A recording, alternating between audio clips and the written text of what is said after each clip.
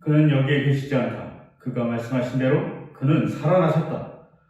와서 그가 누워 계시던 곳을 보아라. 아멘. 오늘 주님께서 죽음을 넘어서 우리에게 다가오신 날을 기념하는 부활주일입니다. 주님, 우리에게 죽음과 같은 육신의 고통과 마음의 아픔과 사회적 부조리가 있습니다. 주님, 우리의 삶의 자리에 오셔서 부활의 능력으로 저희를 고쳐 주시옵소서. 회복과 생명을 주실 주님 앞에 기쁨으로 예배하오니 저희 예배를 받아 주시옵소서. 예수 그리스도의 이름으로 기원하옵나이다. 아멘. 이 기원을 넘어서 첫 번째 초를 밝히고자 합니다. 죽음을 넘어서 우리에게 다가오시는 주님의 생명의 빛입니다. 또한 두 번째 초를 밝히고자 합니다. 두 번째 초는 인간의 모든 아픔을 같이 하시며 생명과 회복과 웃음으로 인도하여 주시는 주님의 길잡이 빛입니다. 이 빛으로 우리에게 생명을 주시는 주님이 계심을 고백합니다. 그 고백을 담아서 다 같이 사도신경으로 신앙 고백 드리겠습니다. 나는 전능하신 아버지 하나님 천지의 창조주를 믿습니다. 나는 그의 유일하신 아들 우리 주 예수 그리스도를 믿습니다. 그는 성령으로 잉태되어 동정녀 마리아에게서 나시고 본디오 빌라도에게 고난을 받아 십자가에 못 박혀 죽으시고 장사된 지 사흘 만에 죽은 자 가운데서 다시 살아나셨으며 하늘에 오르시어 전능하신 아버지 하나님 우편에 앉아 계시다가 거기로부터 살아있는 자와 죽은 자를 심판하러 오십니다. 나는 성령을 믿으며 거룩한 공교회와 성도의 교제와 죄를 용서받는 것과 몸의 부활과 영생을 믿습니다. 아멘. 이 시간 오늘은 부활절이기 때문에 우리 부활 찬양 찬송가 164장 하나님께 같이 찬양 드리겠습니다. 찬송가 164장입니다.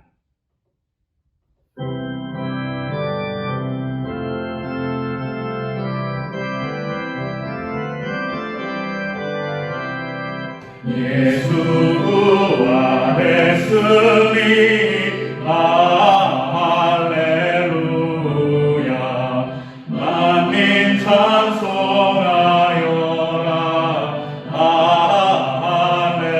할렐루야 천사들이 즐거워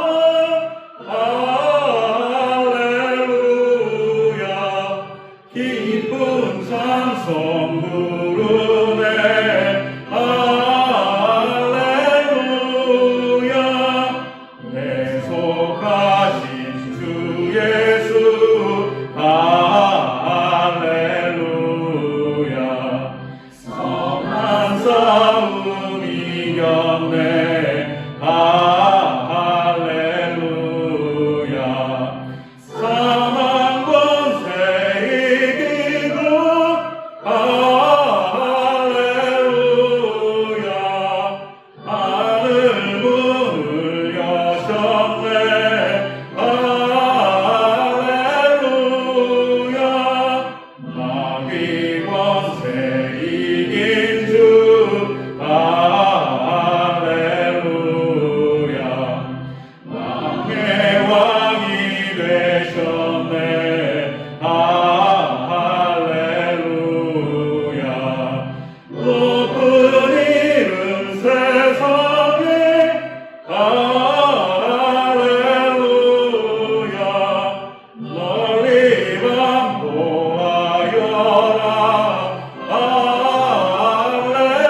할렐루야 길과 진리 되신 주 할렐루야 우리 부활하겠네 할렐루야 부활 생명 되시니 할렐루야 우리 부활하겠네 할렐루야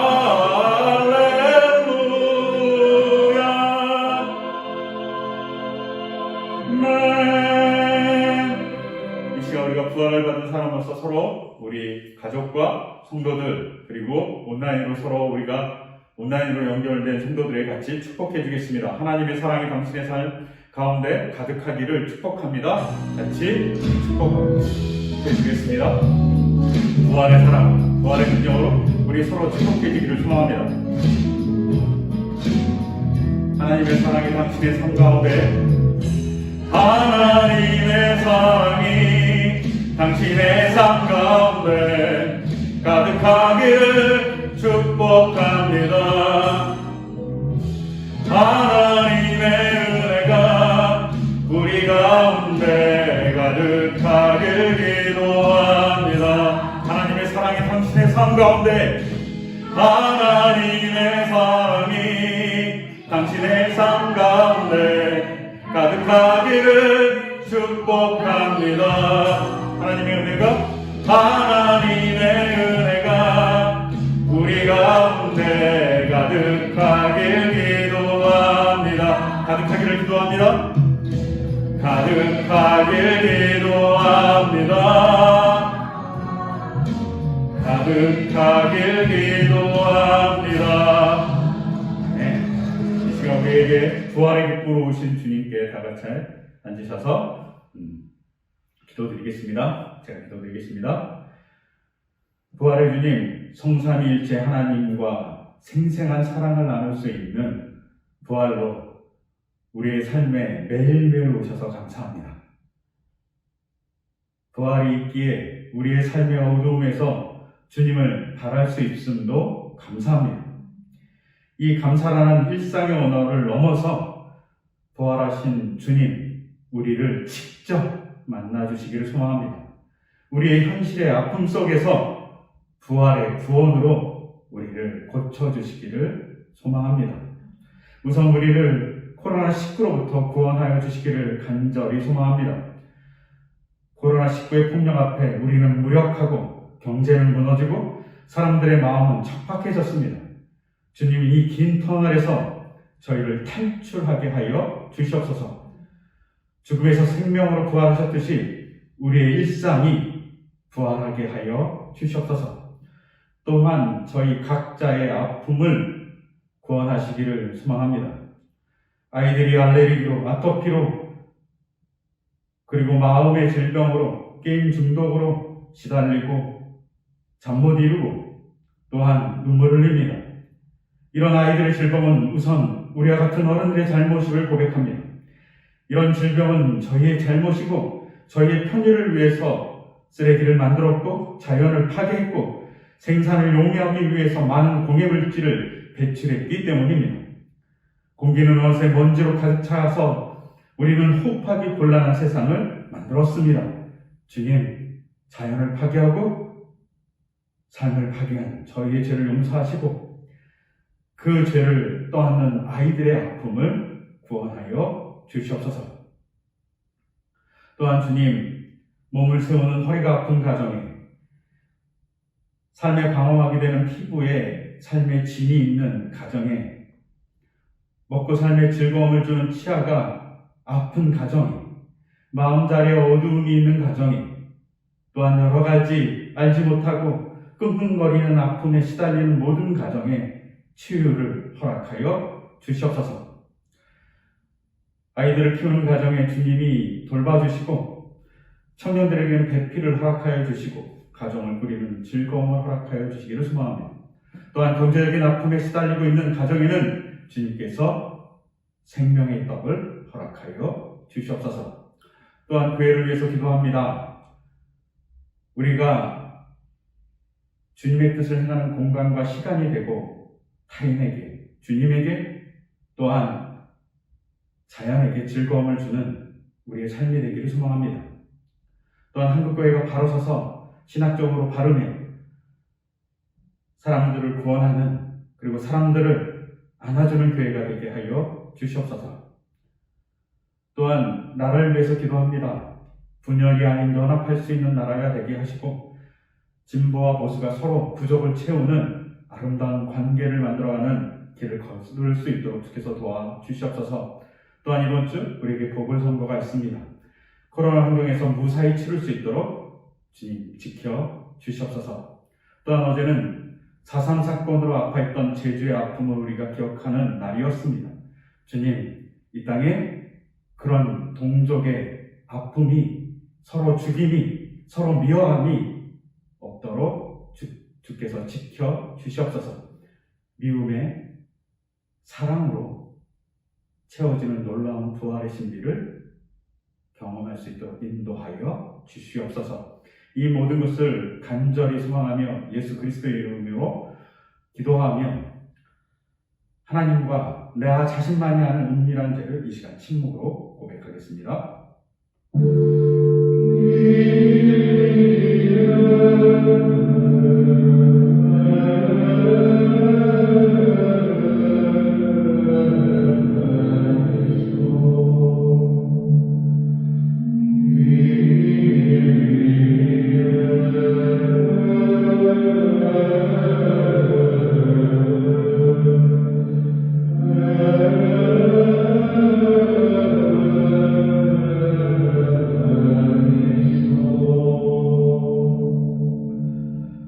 사제와 세상의 기쁜 소식을 들으십시오. 주님은 너의 모든 죄를 용서해 주시는 분, 모든 병을 고쳐주시는 분, 생명을 파멸해서 속량해 주시는 분, 사랑과 자비로 단장하여 주시는 분, 우리 죄를 지은 그대로 갚지 않으시고 우리 잘못을 저지른 그대로 갚지 않으십니다.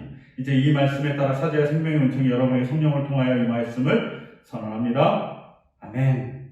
우리의 죄를 용서해 주신 주님께 다 같이 주님께서 가르쳐 주신 기도로 기도드리겠습니다. 하늘에 계신 우리 아버지의 이름을 거룩하게 하시며 아버지의 나라가 오게 하시며 아버지의 뜻이 하늘에서와 같이 땅에서도 이루어지게 하소서.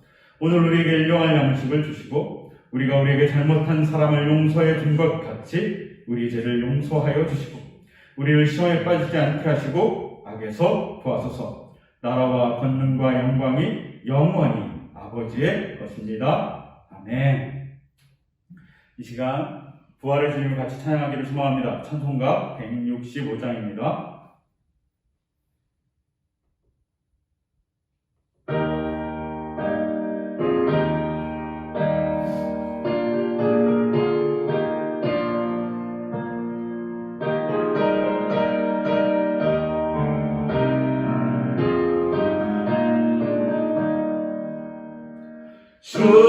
주님께 영광 다시 사신 주 사망 권세 모두 이기시었네. 흰 옷 입은 천사 둘을 옮겨고 누우셨던 곳은 비어 있었네. 주님께 영광 다시 사신 주 사망 권세 모두 이기시었네. 부활의 주님 나타나시사 두려움과 의심 물리치셨네. 주의 교회 기뻐 찬송하여라. 다시 사신 주님 죽음을 이겼네. 주님께 영광 다시 사신 주 사망 권세 모두 이기시었네. 생명의 임금 영광의 주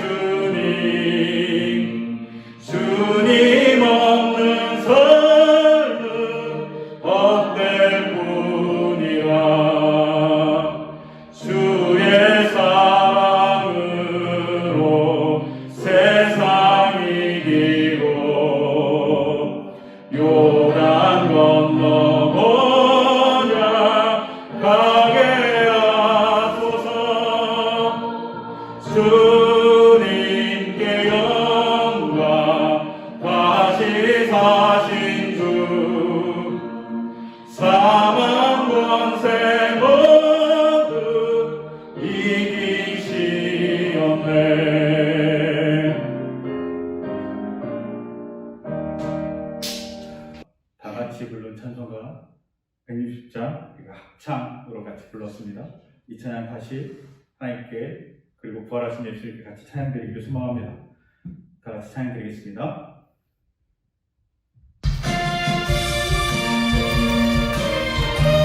마지막으로 다 일어나서 찬양하겠습니다.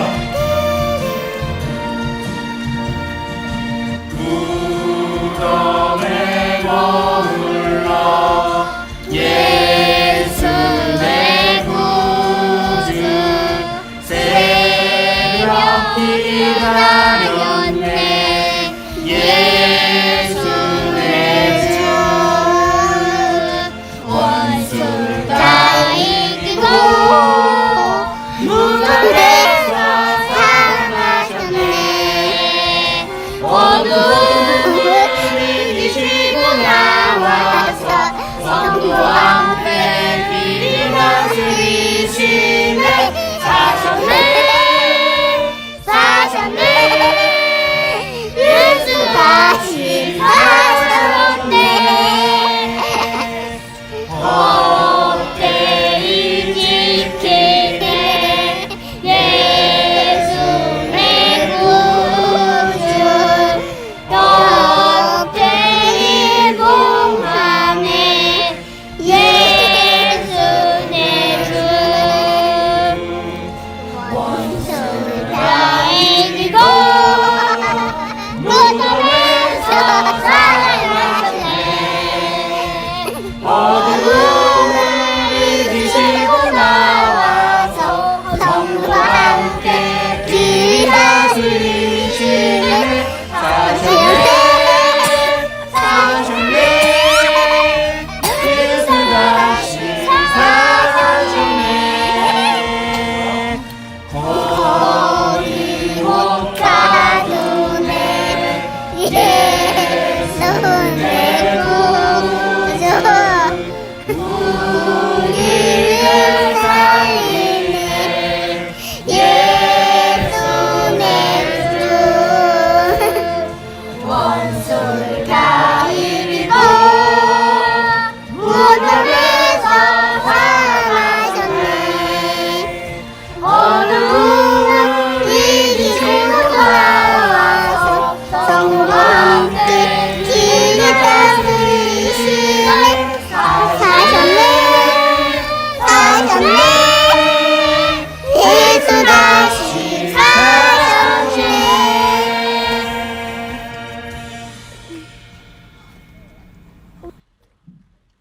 이 시간 우리 다 같이 봉헌기도 드리겠습니다.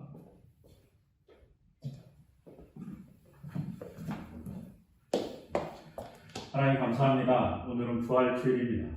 이 부활, 우리에게 생명을 주신 주님의 은혜를 생각하며 그리고 그 생명에 우리도 생명을 주는 자의 길을 다짐하며 주님께 예물을 드립니다. 감사와 다짐이 이 안에 있습니다. 주님 이 예물을 받아주시고 그 다짐대로 우리가 하나님 나라를 만들어가는 자가 될 수 있도록 그리고 하나님 나라를 만들어가며 부족함이 없는 복을 주님께서 허락하여 주시옵소서. 이 모든 것 주 예수 그리스도의 이름으로 기도드립니다. 아멘.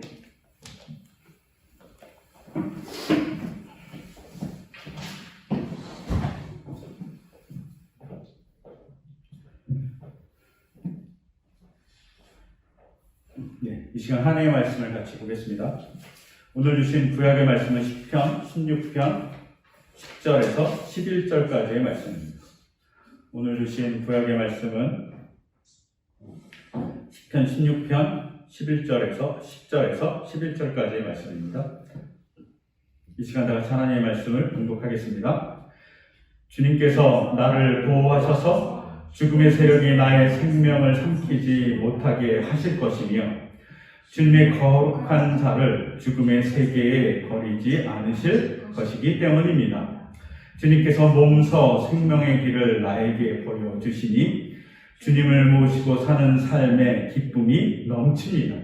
주님께서 내 오른쪽에 계시니 이 큰 즐거움이 영원토록 이어질 것입니다. 아멘.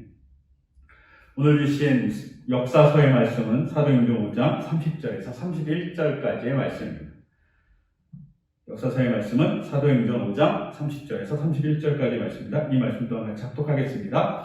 우리 조상들의 하나님은 여러분이 나무에 달아 죽인 예수를 살리셨습니다. 하나님께서는 이분을 높이시어 자기 오른쪽에 앉히시고 용도자와 구주로 삼으셔서 이스라엘이 회개를 하고 죄 사함을 받게 하셨습니다. 아멘. 이 말씀 따라 사는 동안 지치지 않게 하시고 이 말씀 따라 사는 동안 주님 나라 이루소서. 이 말씀 따라 사는 동안 지치지 않게 하시고 이 말씀 따라 사는 동안 주님 나라 이루소서. 아멘. 오늘 주신 복음서의 말씀은 요한복음서 20장 19절에서 20절까지의 말씀입니다. 복음서의 말씀은 요한복음서 20장 19절에서 20절까지의 말씀입니다. 이 말씀 또한 같이 합독하겠습니다. 그날 곧 주간의 첫날 저녁에 제자들은 유대 사람들이 무서워서 문을 모두 닫아 걸고 있었다. 그때 예수께서 와서 그들 가운데로 들어서서 너희에게 평화가 있기를 하고 인사말을 하셨다. 이 말씀을 하시고 나서 두 손과 옆구리를 그들에게 보여주셨다. 제자들은 주님을 보고 기뻐하였다. 아멘. 이 말씀 따라 사는 동안 지치지 않게 하시고 이 말씀 따라 사는 동안 주님 나라 이루소서. 이 말씀 따라 사는 동안 지치지 않게 하시고 이 말씀 따라 사는 동안 주님 나라 이루소서. 아멘. 제가 부활절 예배를 아침에 해야 하나 고민했습니다. 그러다가 요한복음 본문을 딱 읽는 순간 저녁에 해도 좋겠구나 이런 생각을 했습니다. 우리 예배 시간에 해도 참 좋겠다. 왜냐하면 예수님께서 제자들에게 나타나신 것이 아침이 아니라 저녁이었기 때문입니다. 그들이 문을 꽁꽁 닫고 두려워서 떨 때 저녁에 캄캄한 중에 그들을 찾아가셔서 만나주셨기 때문입니다. 이 시간 우리가 예배 드리고 말씀을 같이 나눕니다. 우리가 저녁쯤에 드리는 이 시간, 이 저녁에 제자들을 찾아가셨듯이 코로나로 꽝꽝 막혀있는 우리의 삶의 자리에 주님이 찾아오시기를 간절히 소망합니다. 그러면서 저는 개인적으로 사순절과 고난주간을 보내면서 작은 습관들이 몇 가지 있습니다. 될 수 있는 대로 검은색 옷을 입는 겁니다. 그리고 검은색 옷을 입지 못할 경우에는 검은 것 하나라도 이렇게 드레스 코드로 항상 장식합니다. 또 될 수 있으면 자제하는 것들을 하나씩 만듭니다. 한동안은 커피를 안 먹던가 아니면 금식을 하던가 이렇게 자제할 것들을 하나씩 만들어 봅니다. 그리고 성금요일인 날에는 금식을 어느 정도 합니다. 이렇게 하는 이유는 제가 경건해서가 아니라 사순절과 고난주간을 조금은 잘 보내려고 노력하는 제 나름대로의 발악이죠. 그리고 그 발악은 부활절을 정말 기쁘게 만나고 싶어하는 저의 정말 간절한 소망의 수단입니다. 그리고 더불어서 제가 사순절에 하는 또 하나의 습관이 하나 더 있습니다. 그건 뭐냐면 바흐의 마태순환곡이라는 곡을 한 2시간 정도 넘는 그 곡을 가끔 계속 듣는 겁니다. 한 50일 동안 가끔씩 들어요. 특히 고난주간에는 내내 듣습니다. 그런데 올해 특이하게 저는 우연찮게 마태순환곡 말고 다른 곡 하나를 들었습니다. 그건 CCM으로 주가 일하시네라는 찬양입니다. 우연찮게 들은 이 찬양이 계속 한 2주간 동안 저에게 맴돌았습니다. 보내드린 찬양도 있고 또 주보의 가사도 있습니다. 한번 보시면 제가 다시 읽어드리면 1절에 이렇습니다. 날이 저물어 갈 때, 빈들에서 걸을 때, 그때가 하나님의 때, 내 힘으로 안 될 때, 빈손으로 걸을 때, 내가 고백해 여호와 이래. 주가 일하시네, 주께 아끼지 않는 자에게. 주가 일하시네, 신뢰하며 걷는 자에게. 이 찬양의 1절의 가사가 저는 이 찬양의 주인공이 공경에 빠져서 노래하는 것이겠지만 그렇게 들리지 않고 이 찬양의 주인공이 예수님 혹은 성삼위일체 하나님, 성령님으로 다가왔습니다. 그것도 십자가를 지고 가시는 예수님, 그 모습을 하늘에서 혹은 같이 옆에서 지켜보고 계시는 하나님과 성령님의 그 일하심, 그리고 그 무기력함, 근데 그 속에서 놀라운 부활의 역사가 나타나는 모습으로서 이 찬양이 저에게 다가왔습니다. 어떻게 다가왔는지 이 시간 같이 나누려고 합니다. 이 찬양의 첫 마디는 날이 저물어 갈 때입니다. 저는 이 가사를 듣는 순간 3가지 장면이 생각났습니다. 하나는 겟세마네 동산에서 기도하시던 예수님의 모습입니다. 예수님께서 유월절 만찬을 목요일에 다 진행하시고 제자들과 밤에 겟세마네로 갔습니다. 올리브나무 아래에 갔죠.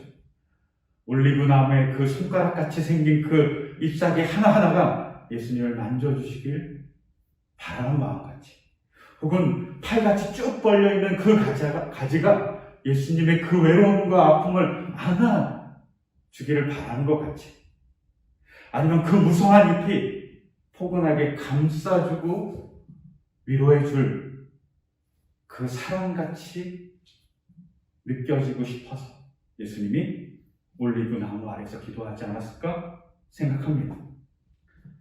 근데 왜 이렇게 간절히 바랬을까요? 그거는 너무 외로웠기 때문이지 않을까 싶습니다. 마가복음 10장 34절에 예수님께서 제자들에게 이렇게 얘기하십니다. 내 마음이 근심에 쌓여 죽을 지경이다. 너희는 여기에 머물러서 깨어 있어라 라고 부탁합니다. 여러분, 이 말을 들을 때 마음이 아프지 않은가요? 예수님이 제자들에게 너희는 여기 있어, 나를 위해서 기도해줘, 내가 죽을 지경이다 라고 얘기하지 않으십니다.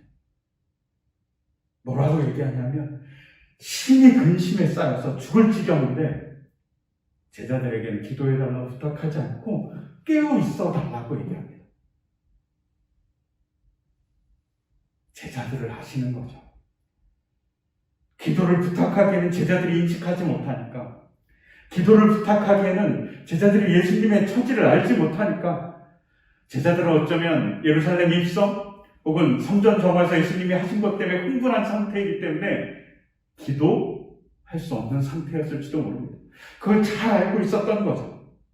그래서 기도해달라고 얘기하지 않습니다. 깨어 있어요. 그런데 어떻습니까? 제자들이요, 조는 것이 아니라 잠들어 버립니다.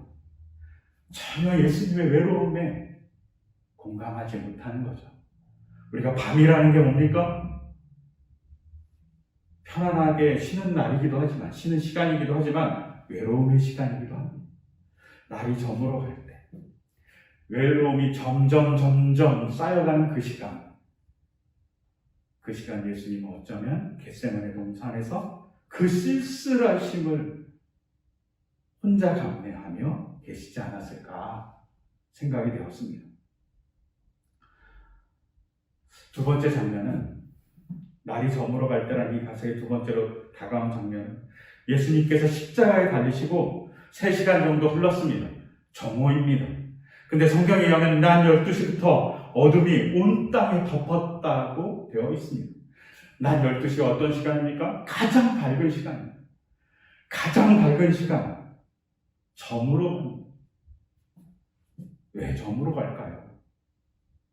하나님의 마음이 너무 외롭고 너무 힘들고 너무 고통스럽기 때문에 날이 저물어 갔을 겁니다. 예수님의 그 마음이 그 외로움이 깊기에 날이 저물었을 겁니다. 그 저물어간 시간, 그 시간이 날이 저물어 갈 때라는 찬양 속에서 다가왔습니다. 또한 세 번째로 다가온 장면이 있습니다. 세 번째로 다가온 장면은 성경에는 기록되어 있지 않습니다. 성경에는 예수님께서 재판을 받으신 장면, 그리고 빌라도에게 갔다가 다시 제사장에게 갔다가 이렇게 하는 장면만 나옵니다. 그런데 성지에 가보면 베드로 통곡교회라는 교회가 있습니다. 그리고 이 통곡교회는 예수님이 재판을 받는 것, 그리고 예수님이 잡혀서 끌려가는 길들을 우리가 가서 성지에서 이렇게 보게 됩니다. 그리고 예수님을 만나죠. 근데 이 교회에 또 하나의 장소가 있습니다. 그게 뭐냐면 예수님이 갇혔을 거라고 가정하는 감옥입니다. 저는 개인적으로 여러분들이 성지순례를 가게 되면 베드로 통곡교회에 가셨으면 꼭 이 감옥을 가시기를 소망합니다. 가끔 이 감옥을 생략하고 넘어가거든요. 근데 이 감옥을 가면 깜짝 놀랍니다.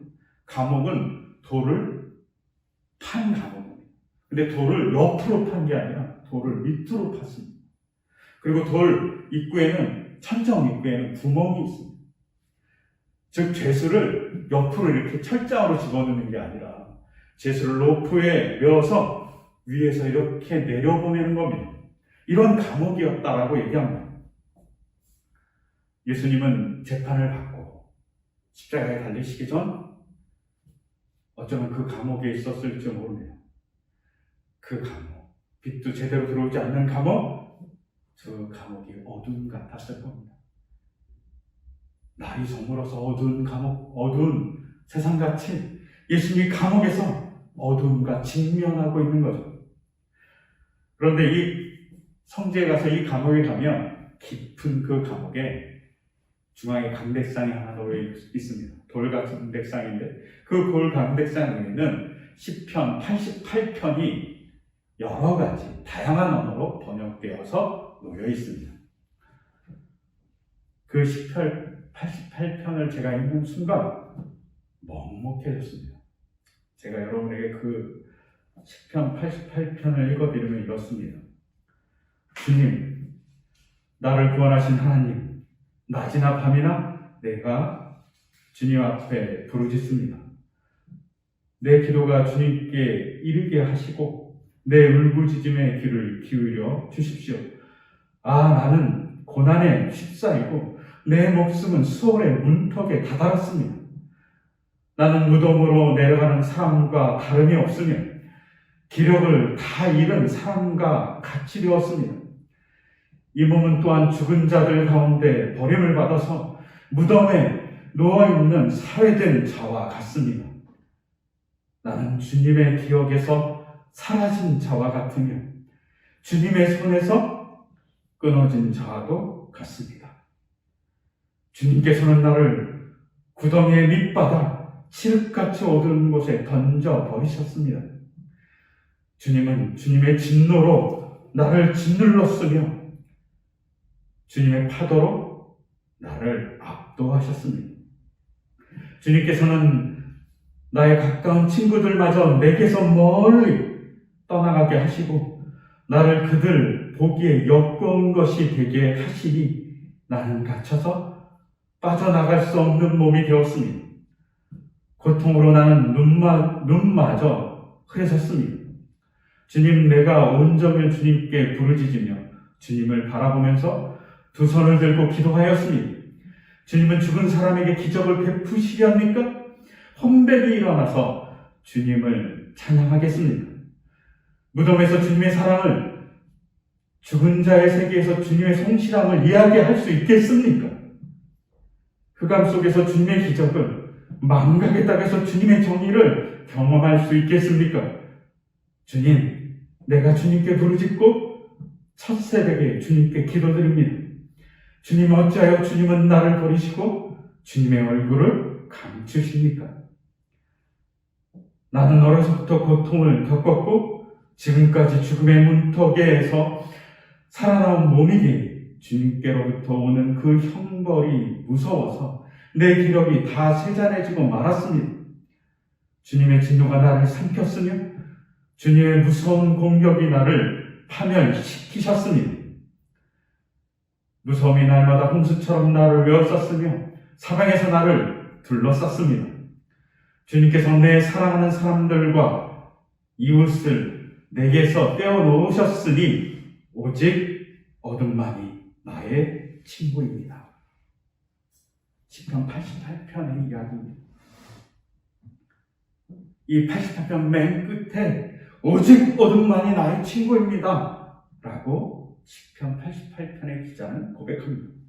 근데 이 시편을 읽는 순간 예수님이 감옥에 갇혔다면 날이 어두워질 때 아무도 친구가 아니고 어둠만이 나의 친구입니다 라고 하나님께 기도하셨던 모습과 연결되지 않을까 상상해 보았습니다.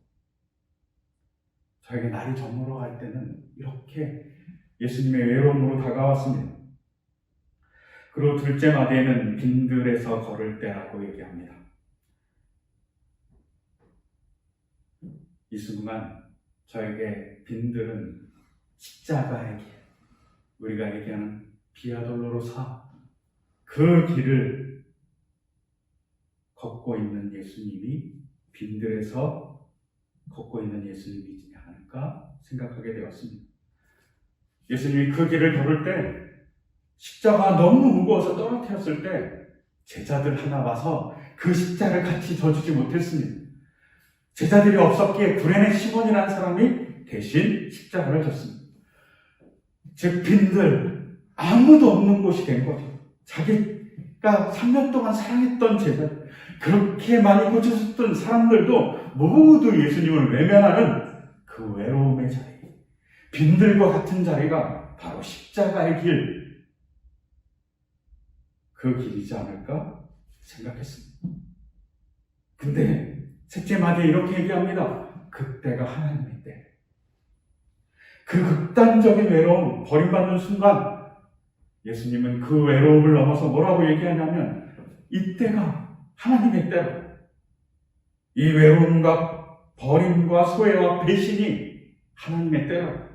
내가 이 아픔을 묵묵히 감내할 때 바로 하나님의 역사가 이루어지는 때라. 근데 그것이 단순히 그래 자포자기 이런 게 아니라 소망과 믿음을 가지고 걸어가는 하나님의 때에 대한, 하나님의 역사에 대한 간구며 소망, 믿음을 갖고 가는 그런 걸음이지 않을까 하면서 위로로 다가왔습니다. 십자가를 지고 걷는 예수님의 한 발짝 한 발짝의 발디딤이 하나님의 때를 외치고 있지 않을까 싶었습니다. 그리고 이제 두 번째 소절에서는 다시 이렇게 시작합니다. 내 힘으로 안 될 때. 내 힘으로 안 될 때는 이 가사에 저는 겟세마네에서 예수님께서 하나님께 기도하셨던 기도말이 생각났습니다. 마가복음서 15장 36절에 보면 이렇게 기록되어 있습니다. 아빠, 아버지께서는 모든 일을 할 수 있으시니 내게서 이 잔을 거두어 주십시오. 그러나 내 뜻대로 마시고 아버지의 뜻대로 하여 주십시오 라고 기도하십니다. 하나님을 아빠라고 부르십니다. 그리고 자기 뜻대로 하지 말고 하나님의 뜻대로 해달라고 기도합니다. 그런데 이 가사와 이 말씀을 딱 읽는 순간 생각났던 책이 내려놓음이라는 책입니다. 이홍규 선교사가 내려놓음이라는 책을 쓰면서 아내가 출산할 때 5살짜리 아들이 있었다고 합니다. 그리고 아내가 출산해서 육아용품을 사기 위해서 마트에 갔다는 겁니다. 5살짜리 아들을 데리고. 그리고 막 용품을 사고 아들을 찾으니 아들이 뭔가 뒤에 이렇게 숨기고 아빠한테 다가왔다는 겁니다. 그리고 그 아들이 이렇게 씩 웃으면서 아빠, 내가 무엇을 갖고 왔는지 알아요? 라고 그러면서 아빠에게 뭔가를 보여줬다는 거죠. 그거는 닌자 거북이 색칠 공부책이었다고 해요. 그리고 아빠를 보면서 아빠의 사정을 알고 또 선물을 혹은 장난감을 잘 사주지 않는 아빠를 알면서 약간 굳어진 얼굴로 이렇게 얘기했다는 겁니다. 그런데 아빠, 이거 안 사주셔도 돼요. 그냥 보기만 하세요. 그렇게 얘기했다는 겁니다. 아이가 아빠 이거 안 사줘도 돼요. 그냥 보기만 하세요. 이게 안 사주다라는 말이 아니잖아요. 이성교사는 이렇게 얘기합니다. 아이가 5살짜리 아이가 동생이 태어나니까 약간의 상실감을 느끼고 있는 상태였다는 겁니다. 그래서 5살짜리 아들을 막 껴안아주고 색칠 공부책을 그날 그동안의 습관을 깨고 사주었다.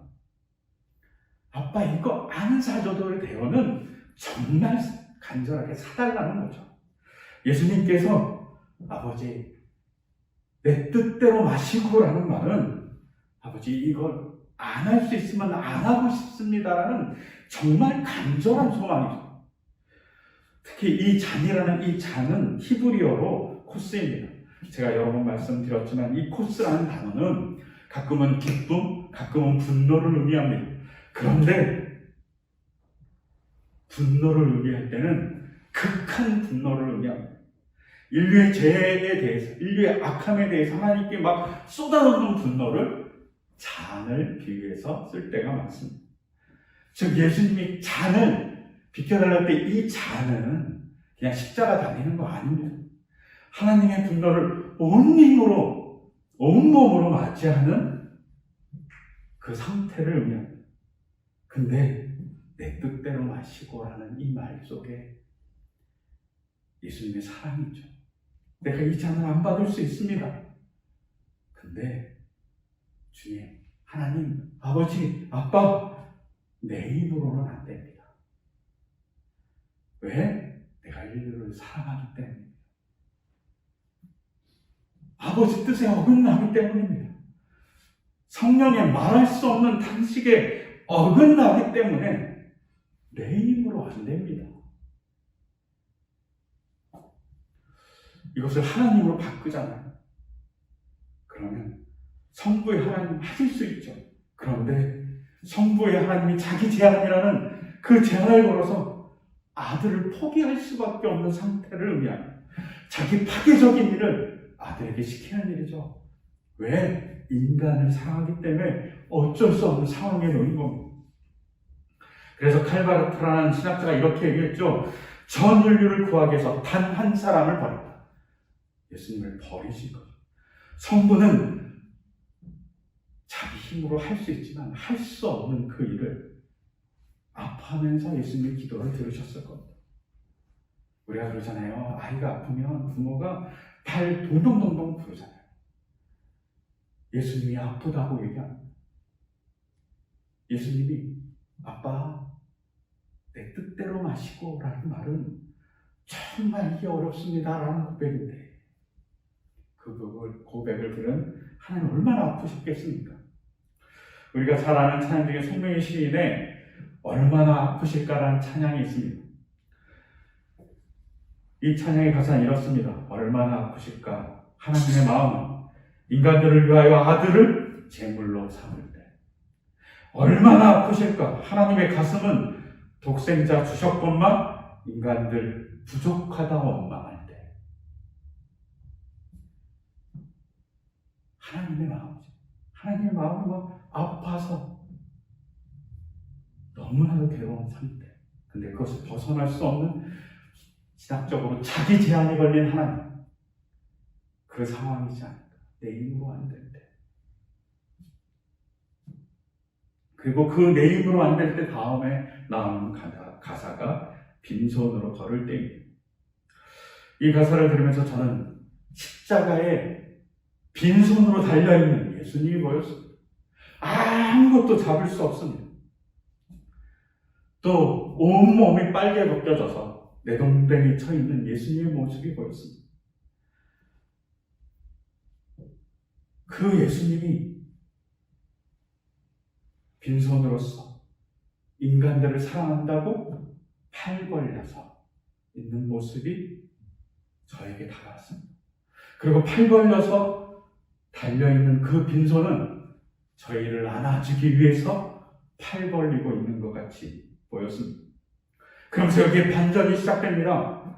못 박혀서 아무것도 못 잡는 손으로 예수님의 사랑을 찾고 계셨고 일하고 계셨던 하나님이 보이셨습니다. 하나님은 사랑의 율법으로 아들의 죽음이 어쩔 수 없는데 그 죽음을 성령으로서 회복시키고자 하는 놀라운 역사가 보이기 시작했습니다. 성령은 말할 수 없는 탄식으로 인간에게 하나님의 사랑을 노래하는 것이 보였습니다. 왜냐하면 이 찬양의 후렴은 주가 일하시네라는 끊임없는 반복의 가사가 시작됩니다. 주가 일하신다는 거죠. 뭘 위해서 일하십니까? 가장 먼저 생각난 건 죽음입니다. 여러분, 신에겐 죽음이 존재하지 않습니다. 성육신 하신 예수님은 신이 할 수 없는 죽음의 자리에 가십니다. 그리고 그 신이 할 수 없는 죽음의 자리에서 인간을 만나시고 인간과 동행하시고 인간의 삶 속에서 특히 죽음으로부터 구원해 주시는 일을 하십니다. 그 일을 하기 위해서 죽음을 맞이하지 않으셨을까 생각이 되었습니다. 그리고 그 죽음으로 일하신 거죠. 그리고 또한 저에게는 삼위일체의 신비로 다가왔습니다. 십자가에 박히신 예수님은 아무것도 할 수 없습니다. 율법의 얽매인 하나님은 아무것도 할 수 없습니다. 그것을 지켜보면서 말할 수 없는 탄식을 하고 있는 성령님은 아무것도 할 수 없습니다. 그런데 이게 놀라운 반전으로 움직입니다. 왜? 예수님이 일하심은 자기 스스로 십자가에 달리셨기 때문에 움직이지 못하는 것이 아니라 움직이지 못하는 십자가로 달리기 위해서 달려가신 거예요. 하나님은 인간을 구원하기 위해서 율법을 실행하고 그 율법 속에 인간을 구원하기 위해서 자기 아들을 내어주는 그 일을 실행하신 거예요.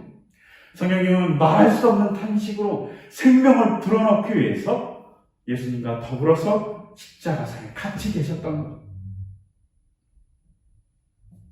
즉 예수님은 나무에 달린 그 상태로 우리를 구원하여 주기 위해서 일하신 겁니다. 생명의 길을 보여주신 거죠. 우리가 시편에서 오늘 읽었던 사도행전에서 말씀하셨듯이 말입니다. 그리고 후렴의 두 번째 가사는 이렇게 얘기합니다. 주께 아끼지 않는 자에게 주님께서 일하신다고 얘기합니다. 주님께서 자기가 아끼지 않으셨습니다. 예수님께서는 자신을 아끼지 않으셨죠. 하나님께서는 독생자를 아끼지 않으셨습니다. 성령님께서는 사랑으로 소통하기 위해서 삼위일체 안에서 일하심으로 자기 온몸을 드리는 것을 아끼지 않으셨습니다. 그 자기 아끼지 않음으로 일하심으로 우리에게 생명을 주시기 위해서, 부활을 주시기 위해서 행동하신 것이 바로 십자가에서 일하시는 하나님이셨습니다. 그리고 후렴의 세 번째 말, 신뢰하며 걷는 자에게 일하신다고 얘기합니다. 저는 이 속에 성부의 하나님이 성자를 신뢰하고, 성자의 하나님이 성부를 신뢰하고, 성령의 하나님이 예수님을 신뢰하는 모습을 보았습니다. 여러분, 하나님을 신뢰했기 때문에 예수님이 이 땅에 성육신할 수 있습니다. 아버지의 부활을, 아버지의 생명의 회복을 믿기 때문에 이 땅에 인간의 몸으로 오셨겠죠. 하나님은 그 길을 잘 감당할 예수님을 믿기 때문에 그 십자가에 갈 길을 주셨을 겁니다. 그리고 그 옆에서 성령께서 예수님을 신뢰하며 하나님을 신뢰함으로 생명의 호흡을 불어넣는 일을 하셨을 겁니다.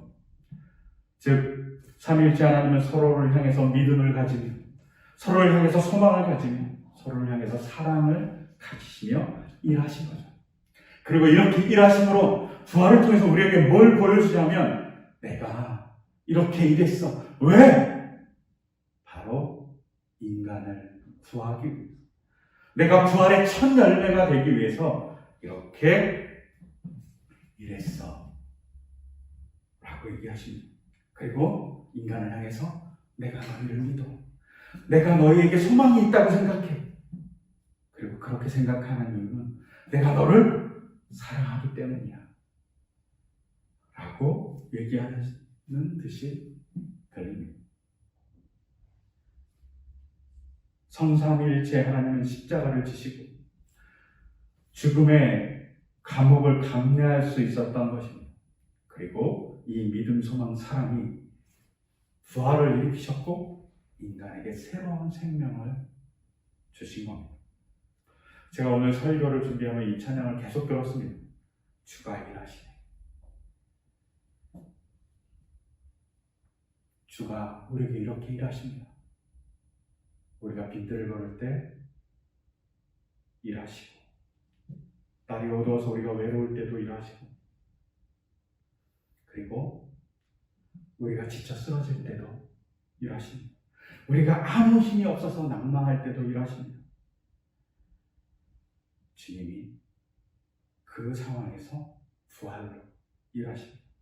그럼 일하시는 주님 우리의 같이 우리 삶에서 만나기를 소망합니다. 그렇게 만날 주님을 기대하며 이 시간 다 같이 제가 기도하고 우리 같이 찬양드리겠습니다. 제가 기도하겠습니다. 주님, 주님의 일하심을 봅니다. 날이 저물고 외로울 때도 일하심, 외롭게 걸으실 때도 일하시는 주님을 바라봅니다. 또한 무력함에도 일하심을 바라봅니다. 빈손임에도 일하심을 바라봅니다. 주님, 그렇게 일하시는 주님을 우리가 부활의 소망으로 만나 또 우리의 삶이 죽음과 같다면 주님 부활의 능력으로 우리의 삶에 오셔서 일하여 주시옵소서. 그런 주님을 만나고 경험할 수 있는 우리 삶이 되기를 간절히 소망하며 또 코로나 상황이 우리가 죽음과 같고 빈들과 같습니다. 이 상황에 부활의 능력으로 오셔서 우리를 치유하시고 회복시켜 주시옵소서. 이 모든 것 주 예수 그리스도 이름으로 기도드립니다. 아멘. 우리가 이 시간 주님께서 우리의 삶에서 일하시는 것을 생각하면서 같이 찬양드리겠습니다. 날이 저물어갈 때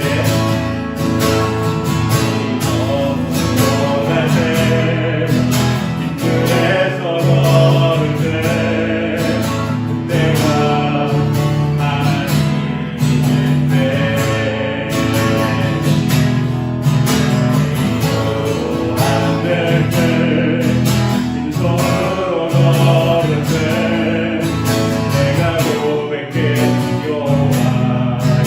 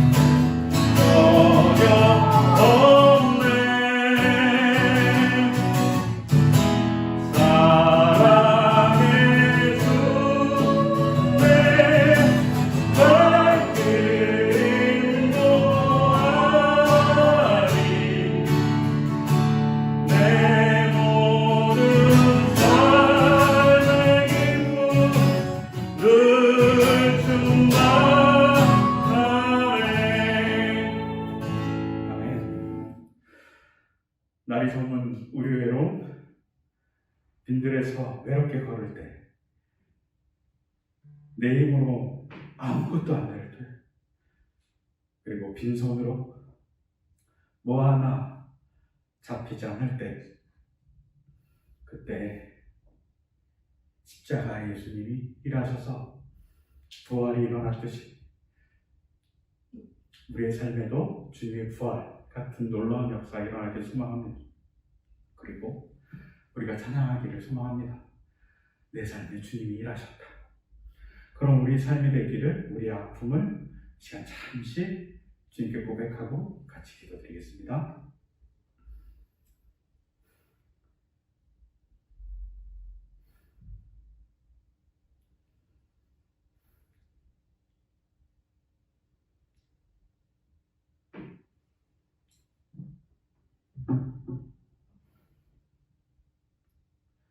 하나님 아버지, 코로나로 또 삶의 여러 가지 질병으로 넘을 수 없는 여러 가지 마음의 벽으로 혹은 사회적 환경으로 혹은 개인의 능력으로 혹은 우리 스스로 만들어 놓은 한계 때문에 우리가 넘어가지 못하고 우리가 외로워하고 우리가 무기력할 때가 있습니다. 주님 그곳에 오셔서 십자가의 무기력함에도 불구하고 일하셔서 부활을 이루셨듯이 우리의 삶에 새로운 생명과 기쁨과 웃음의 부활을 이루어 주시옵소서. 아픔의 치유의 부활을, 외로움의 관계의 부활을, 궁핍함의 풍요로움의 부활을, 외로움의 만남의 부활을 허락하여 주시옵소서. 주님의 부활을 기대하며 주님 그대 앞에 계셔서 그대에게 바른 길 보이시기 바랍니다. 주님이 그대 곁에 계셔서 그대를 팔로 껴안아 지키시기 바랍니다. 주님이 그대 뒤에 계셔서 못된 사람들의 흉계에서 그대를 보존하시기 바랍니다. 주님이 그대 아래에 계셔서 그대가 떨어지면 받아주시고 그대를 덫에서 끄집어 내시기 바랍니다. 주님이 그대 안에 계셔서 그대가 슬퍼할 때 그대를 위로하시기 바랍니다. 주님이 그대의 둘레에 계셔서 남들이 그대를 덮칠 때 막아주시기 바랍니다. 주님이 그대 위에 계셔서 그대에게 복 주시기 바랍니다. 이처럼 그대에게 은혜로우신 하나님이 복 주시기 바랍니다. 이제는 주 예수 그리스도의 은혜와 하나님 아버지 극진하신 사랑과 성령의 돌보심이 우리 성도님들과 이 땅과 아픈 자들에게 같이 하시기를 간절히 축원하옵나이다.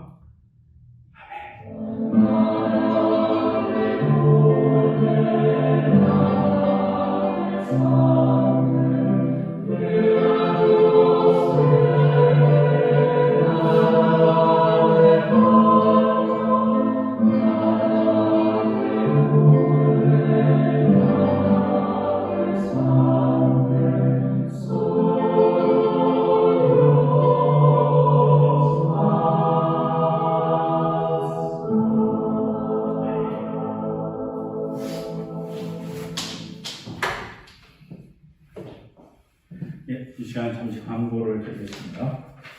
오늘 부활주일이고요. 이렇게 부활주일 같이 예배할 수 있게 해주셔서 감사합니다. 오늘도 우리가 그냥 온라인으로만 예배를 드렸습니다. 코로나가 되게 급격하게 퍼지고 있어요. 그래서 우리가 조금은 더 이 땅의 백성들을 도와주는 마음으로, 서로 방역하는 마음으로 온라인과 같이 예배를 잘 드려주셨으면 좋겠습니다. 그리고 사순절 동안 절제하셨던 것들을 모아서 이렇게 헌금을 해주신 분들이 계세요. 또 헌금을 준비하신 분들은 헌금을 해주세요. 그걸 모아서 우리가 좋은 일에 사용했으면 합니다. 그 좋은 곳을 또 지혜를 모아서 제안해 주셨으면 감사하겠습니다. 그리고 저희가 원래 4월 넷째 주가 교회 생일입니다. 그래서 교회 생일 기억해 주셔서 기도해 주시고 우리 교회가 제대로 잘 설 수 있도록 기도해 주시면 감사하겠습니다. 또한 부활주간 이후 즐겁게 행복하게 웃으면서 우리 같이 잘 살아가기를 소망합니다. 모두 행복하세요.